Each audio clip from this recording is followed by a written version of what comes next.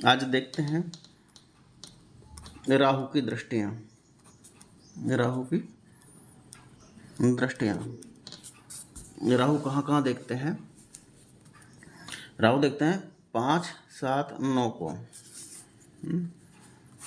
एक घर ले लेता हूँ, एक टेबल ले लेता हूँ, लगन बोलते हैं इसको। अगर मैं राहु को पहले घर में बैठा दूं, ये पहला घर है, यहाँ से देखेंगे 1, 2, 3, 4, 5, पांचवा घर है या पांचवी दृष्टि है। 7, 6, 7, 5, 7, 9, यहाँ देखते हैं। इसके बाद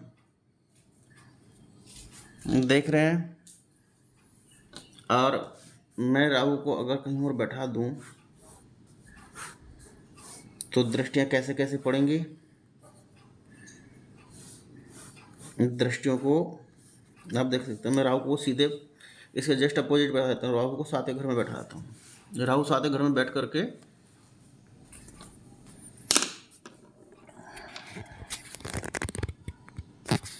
कई बार क्या करता है, परेशान करता है। राहु 7वें घर में बैठने से पति या पत्नी के मध्य गड़बड़ कर देता है। तो राहु यहाँ देखेगा सीधे सीधे डायरेक्ट लगन को। जब लगन को देखता है, ये 7वीं दृष्टि है पड़ेगी। यहाँ से गिनेंगे तो 2, 3, 4, 5, यहाँ भी देखेगा, लाभ को घर को भी देखेगा। 7, 8, 9, यह तीसरे घर को देखेगा। ये भाई बहनों का है। साले सालियों का भी आता है। तो राहु यहाँ बैठने से दाम्पत्य जीवन में गड़बड़ करता है, दाम्पत्य जीवन में गड़बड़। इसके अलावा आप देख सकते हैं, राहु को अगर मैं 6, 8 या 12 घर में बैठा दूं तो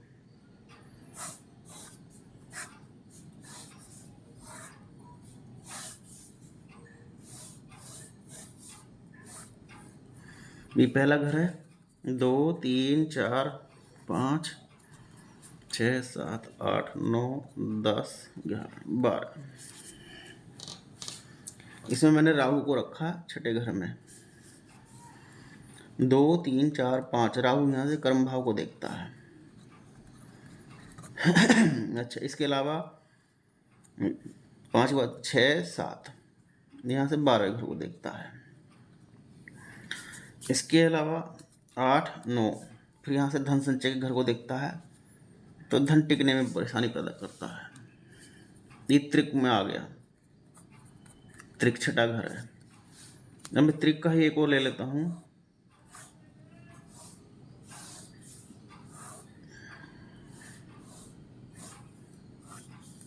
ये 8वां घर है, ये राहु बैठा लेता हूँ इसमें। ये भी त्रिक है, 6ठा, 8वां, 12वां। तो यहाँ से दृष्टि कहाँ जाएगी? 2, 3, 4, 5, यहाँ से यहाँ जाएगी। 6, 7, यहाँ से फिर दूसरे घर पर जाएगी, 7वीं दृष्टि। ये 5वीं दृष्टि, हालांकि 12वां घर है। तो फिर 8, 9, तो यहाँ से 9वीं दृष्टि, ये 4था घर है, घर सुख का। तो यहाँ बैठ करके यहाँ से सुखों को परेशान करता है। मकान के जमीन जायदाद, संपत्ति का बंटवारा कराता है। बंटवारा या बंटवारे से जो पैसा आएगा वो मिलेगा। ये त्रिक है। एक और ले लेता हूँ। एक मैं 12वें घर में बैठा लेता हूँ।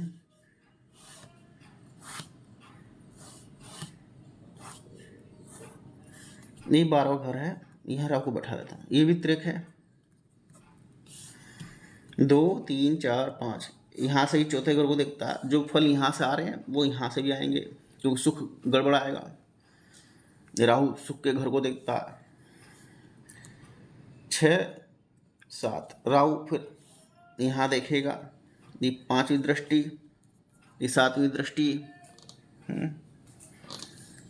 इसके बाद राहु देखता है 8, 9, फिर यहाँ से यहाँ देखेगा। तो आपने देखा ये 9वीं दृष्टि। तो राहु जो देख रहा है 5, 7, 9 को देख रहा है। राहु है किस किस चीज का कारक, एक नॉर्मल छोटा सा लिख लेते हैं। रिसर्च, कोई सी भी हो जो गहरी गूढ़ हो। Four play means sexual relations.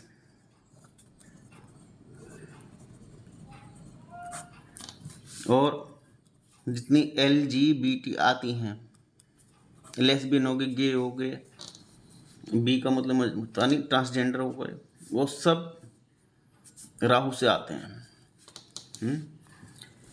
जो लिव इन रिलेशनशिप,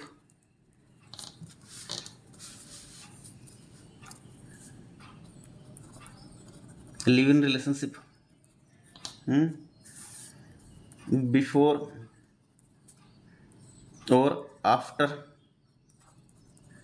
क्या चीज भला, मैरिज रिलेशन, इस तरह की चीजें जो हैं राहु प्रदान करते हैं। इसके अलावा राहु क्या कह देते हैं, गुप्त संबंध, मतलब किसी को कुछ पता ही न लगे, काम चल रहा हो। ये किसी भी तरह का हो सकता है गुप्त संबंध, पैसे से लेकर के अवैध संबंध तक हो सकता है। गुप्त संबंध के अलावा राहु देते हैं आपको जासूस बनने का मौका, जासूस, पुलिस विभाग या सेना, ये वो भी देते हैं। और भयंकर क्रोध, ये भयंकर बीमारी, यानी जैसे कैंसर हो गया या कोई भी गंभीर रोग, और बहुत सारी चीज़ों का कारक है राहु। लेकिन जब विशेष रूप से राहु प्लस शनि अगर दोनों मिल करके को रिजल्ट देते हैं या एक ही घर को देखते हैं, वहाँ गड़बड़ निश्चित है, उस घर का फल बिगड़ जाता है। एक एग्जांपल लेता हूँ। अब राहु इसमें यहाँ बैठे हैं, अब मैं शनि को यहाँ बैठा दूँ अगर, तो शनि किसको देखता है, 3, 7, 10 को देखता है। तो 10, 7 शनि यहाँ से देखेगा, एक तो ये 2, 3, 4, 5, 6, 7 है, शनि यहाँ देख रहा है 8, 9, 10, तो शनि यहाँ 10वीं दृष्टि से यहाँ देखेगा। तो राहु और शनि जब सप्तम घर को देखते हैं तो तलाक या पति पत्नी में से किसी एक की मृत्यु हो जाती है। राहु प्लस शनि सप्तम घर को क्या आएगा रिजल्ट, तलाक और विधवा योग या अवैध संबंध।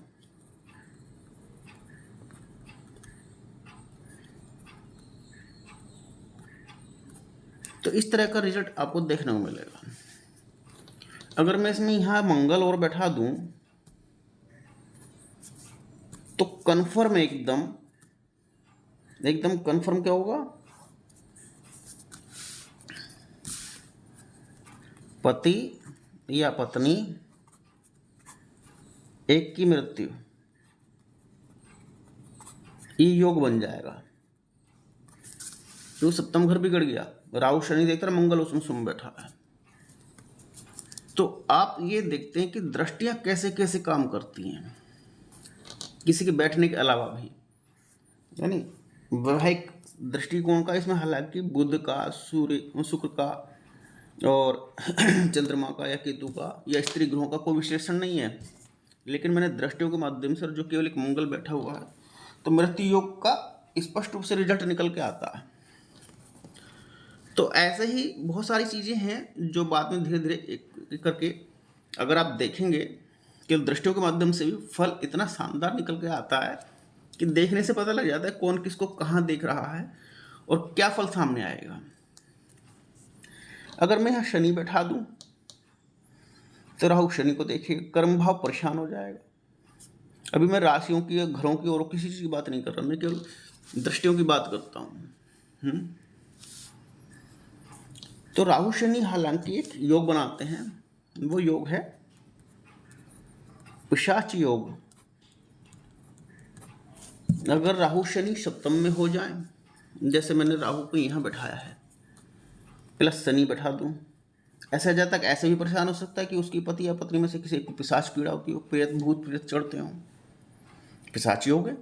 ये लगन को देखता है तो उसी जातक को भी परेशानी हो सकती है, भूत प्रेत उसको भी चढ़ सकते हैं। तो आज आपने राहु की दृष्टियाँ देखी, हालांकि मैंने छोटा सा विश्लेषण दिया एक, और जो चैनल पर बने हुए हैं और दृष्टियों को चेक कर सकते हैं, गुरु की, मंगल की, शनि की, तो अपना एनालाइज निकाल सकते हैं।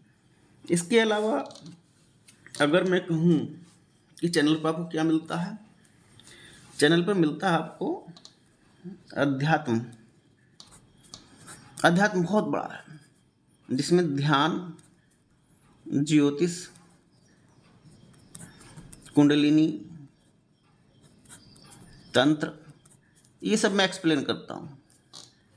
तो आपका स्वागत है, आप बने रहिए चैनल पर। अपने डीप जाना चाहते हो, डीप बनाने के लिए ही मैंने, कि मैं डीप किसी को बतला सकूं, एक्सप्लेन कर सकूं, इसीलिए मैंने इसको बनाया है चैनल को। तो आपका स्वागत है, धन्यवाद।